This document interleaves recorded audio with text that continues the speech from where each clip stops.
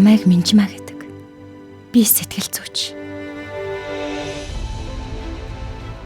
Эзэмшсэн мэрэгчлэрээ энэ нийгэмд эерэг нөлөөлөл үзүүлэхийг хүссэн болохоор хаана миний мэрэгчил хамгийн их хэрэгтэй вэ гэх асуултыг өөртөө олон удаа тавьсан.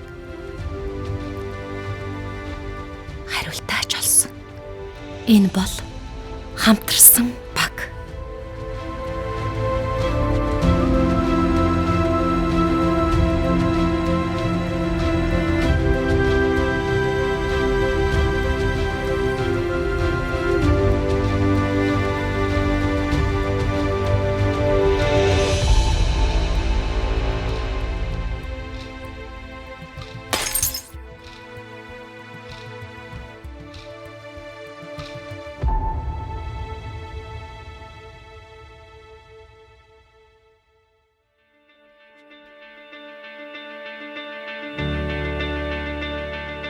Амьдралд хөл тавьж анхны алхмаа хийнэ гэдэг амаргүйч гэлээ. Сэтгэл тогтлом юм. Дүүргийн цагдаагийн газарт сэтгэл зүйчээр ажиллах хүсэлтийг минь хүлээн авсанд итгэж чадахгүй нэ. Миний өмнө ямар сорилт, ямар адал явдал тохиолдохыг тааж чадахгүй ч сурсан, мэдсэн бүхнээ хотоол сорих цаг.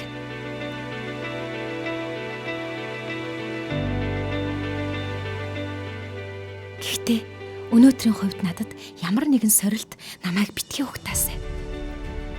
Учир нь өнөөдөр бол миний ажлын анхны өдөр. Тэгэхээр цаг тухай бүрдэн тэмдэглэгээ хийж бол илүү дээрээ. За. Ороор. Сууч.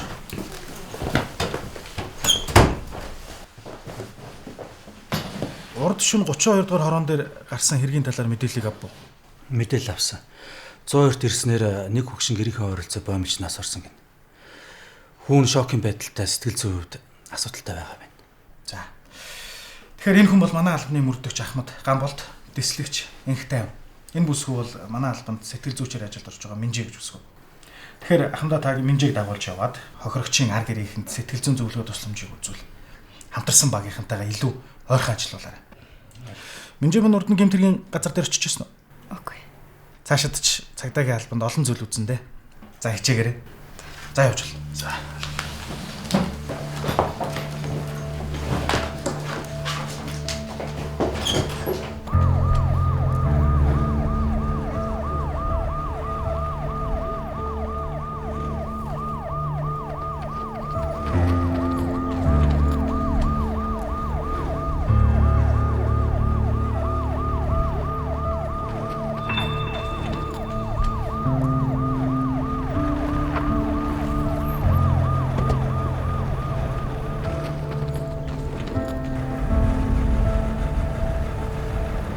Хүмүүс тэрийн газар хангалтны ихтэй ахлагч лавж юу? Ямар мэдээлэл вэ? Өглөө 7:30 түн гэртээ харсан ээж нь байхгүй. Ээжигээ хайжаад эндээс олсон байна.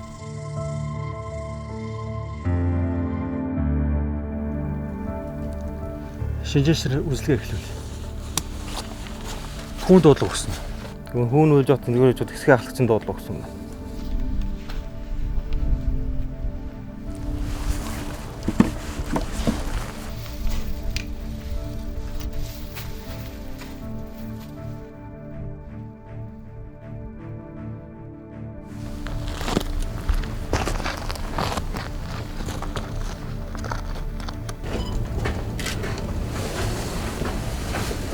Гадны нөлөөтэй юм дээ. Одоогийн байдлаар гадны нөлөөтэй гэсэн шинж тэмдэг илэрсэнгүй. Хохирогч нас бараад 10-аас 12 цаг болсон байх магадaltaй. Хохирогчийн дээлийн ормод цус мэд улаан талб байна. Ирээд одож дагтарсан болохоор лабораторид тавьж шинжлэх шаардлагатай. Тайна.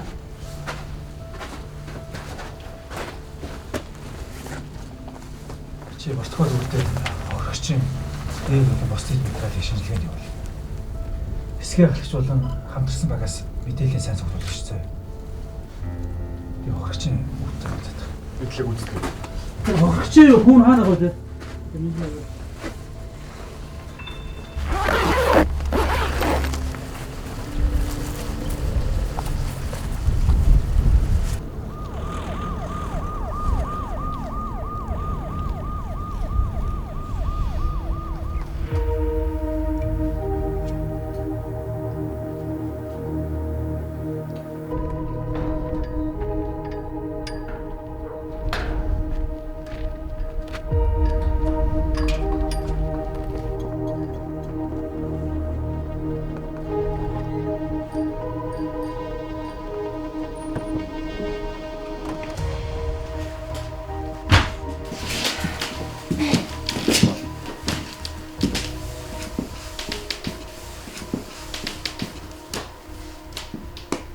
Та юм лээ.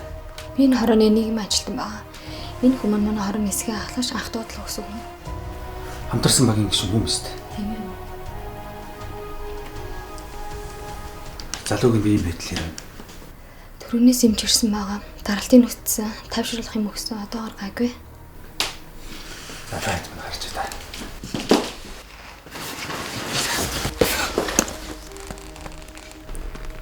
Яс зүгээр үү? Хүчиж. Энэ хүн зөвлөгөө өгөх байтал. Цаах. Нэгд би чиний ах биш. Хоёрт Би ажиллаа гинэ.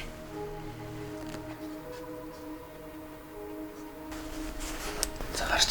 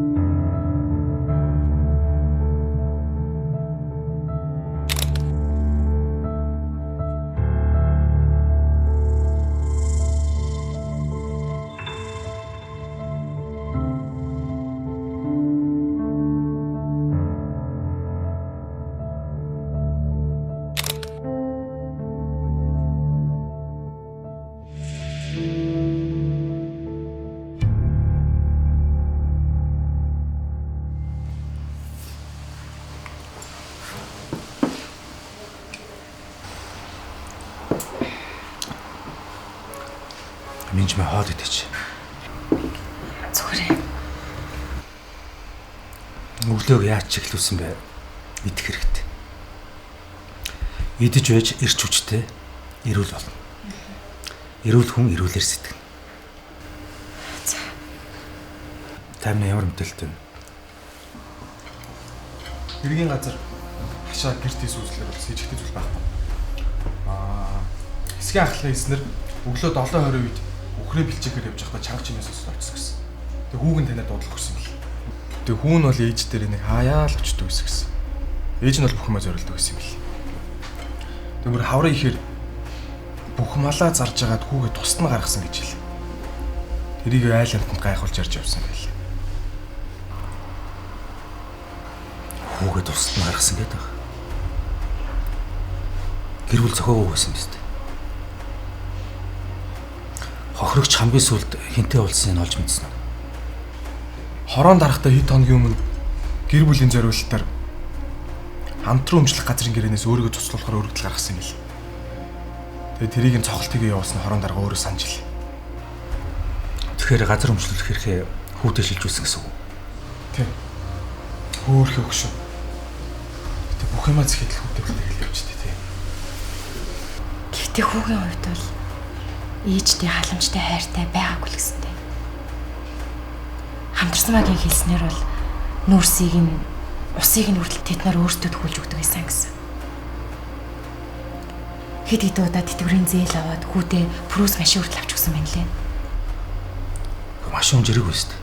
Харин тийм. Гэхдээ миний ажигласнаар бол хүү сэтгэл гутралд орсон гэснээс бүр шал эсэргээрээ үг үйлдэлээ цэгэнсэн дүгшсэн байдалтай харагдсан. Над ч бас сэжигтэй санагдаад байна. Хохирогчийн дээлний хормой ханцсан цусны толб. За ямар тач хитүүлээ тагж очиж уулзцгаая. Одоо лаборатори шинжилгээгээр орчиж. Маш.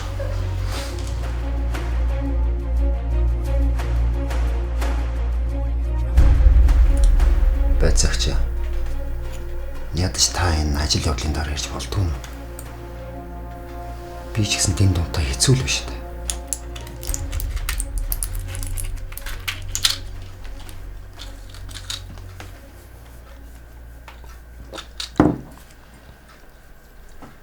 Ээжийг ингэж алдна гэж ястаа бодож явсангүй. Та хамгийн сүүлд ээжтэйгээ хизээ уулзсан бэ? Орж өдөр. Хаана? Ээжинд би ойрд муу болохоор би очихгүй гарч чадахгүй юм л да. Тэгэл настай хүн чинь ганцаараа удаан байхаар сэтгэлийн зовлонд унчт юм шүү. Хамдаа.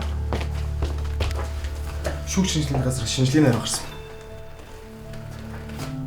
Хохирогчийн хувцсны хормон дээрх толб малын гаралтай цус. Харин ханцуун дээрх толб нь хүнийх. Гэхдээ хохирогчийн өөрийнх нь биш болох нь тогтоогдсон. Болно. Явж иж болно. Хэрвээ гадны нөлөөтэй бол бид хэрэгтнийг олж хуулийн дагуу хариуцлага хүлээх болно. Сая малын цус гэв үсттэй. Тийм ээ. Хормоо дээрх нь малын гаралтай цус. Харин ханцуун дахь цус бол хүнийх гэж тогтоогдсон байна. Мэдээж хохирогчийн цус биш. Тэгэхээр хин нэгэн хүнлэнгийн үний цус гэсэн үг. Чи сайн тогтоож. Мөрөн үлддэггүй юм энэ орчин дээр үгүй. Одоо харьцуулсан шинжилгээний хүсэлт гаргаад мөрдлөө өргөжлүүлье. Өө. Бэж. Би мах янзлж явахдаа ууралжгаад гараа авцсан байхгүй юу? Тэгээ ээж миний гарыг боож өгтөө ханцуу цус сулгацсан юм аа. Та ирч маргалцсан гэсэн үг. Эцгийн чи үлдээсэн хөрөнгө ингээд дууслаа шүү хүмүүн. Ээж. Хөөе ээж. Та ойлгохгүй юм уу? Надад мөнгө хэрэгтэй байна шүү дээ. Койны ханш унаад нь ойлгож гин үү? Хэдэн малаа зарж үржиж авсан юм чинь хүний нүдэнд харагдахгүй гарт нь баригдах юм байхгүй л байх юм. Бүш. Чи машинаараа таксинд явбал яадаг юм бэ? Та дандаа ингэж хараамлнаа. Таны тэр татхунж авч өгсөн машин чинь зарагдахгүй байсаар гот койны ханш өсөж байгаа байхгүй юу? Тэгээ яасан? Яг намайг авсан чинь унтж байгаа байхгүй юу? Хүмүүс койноор мөнгө олж болоод бахад. Тэгээд одоо яа? Такси бариад муу түгэд явж байгаа юм би. Яа! Яава! Хөөе, аль гараа. Яа ингэ өвлж байгаа гараа хулаач байгаа байхгүй юу? Хоёр хүн тэжиж хөрөхгүй мөнгө юудаа харамдаад идэв юм бэ? Маргааш энэ махаа зарчаад ахиугад тэтгэрийн зээлээ авчихсан юу? Надад мөнгө хэрэгтэй байна ойлгож гин үү? Таны наад хай майчнууд бүр хэрэг шалгах заа юу?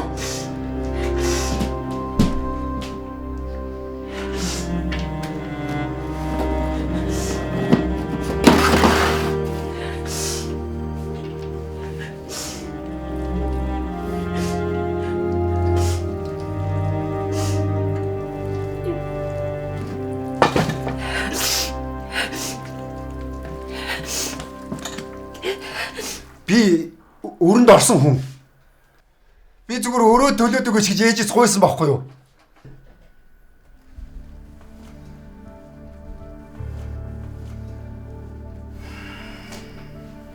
За байж байгаа.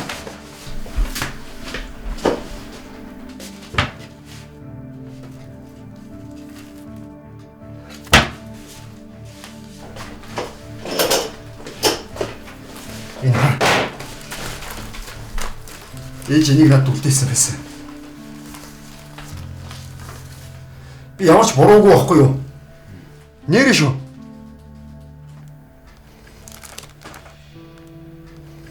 Би халаагүй. Нэрээ шүү. Би буруугүй.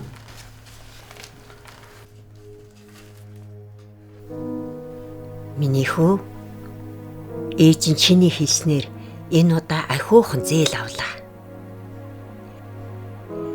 Ээжийн тэтгэр нэрэл 2 хүнийг тэжээхэд хөрөлцөхгүй бага юм аа. Ээж нь хүүдээ энэ алга дарам газрыг үлдээгээд аав нь бараатай да. Хүүдээ хайртай шүү. Өглөж биш хайрлаж өсгсөн ижигээ өршөөрэй өрөмн. Хөрхихийн хүүдээ хаягалсан сүүлийн үг. Өршөөгөөрэй өрөмн.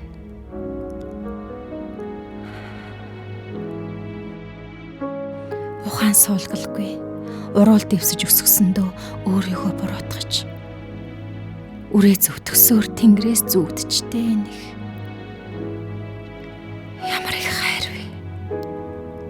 Хэн нэгний санхүүгийн их үсвэрийг бүрэн хянах, хэрэгцээ шаардлагыг нь хязгаарлах нь гэр бүлийн хүчирхийллийн нэг хэлбэр гэдгийг хүүн яагаад ойлгоогүй юм бэ?